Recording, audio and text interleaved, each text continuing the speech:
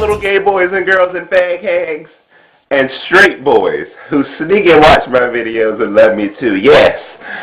Oh my Jesus. Okay.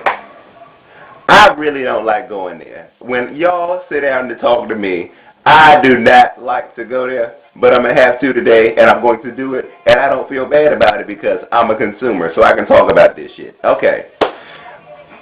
People, y'all know good and doggone well that we are a porn watching community. When y'all got on the computer to type where y'all wanted to come next, y'all know among many of the different things that popped up in your cookies, www.myvista.com came up in that shit, okay?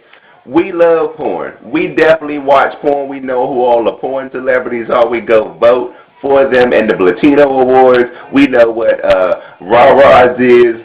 We know what Rockefellers is. We know what Coco Dorms is. We know what all that Supreme and Castro and Hot Rod and all those different people, we know who they are. Trap Boy, Remy Mars, that boy that you saw on the X2 bus, because everybody's making porn now. I was in the grocery store and the little boy counting pennies at the thing. I think I seen him on my Vista somewhere making porn. I mean, really, there used to be a caliber for what a porn star looked like. They actually used to look like something. You would fantasize about it. But now, it looked like that motherfucker sold me some batteries somewhere on the bus. Okay, now first, production quality. Let's talk about it. Why is it that whenever I get a white gay porn, look at this.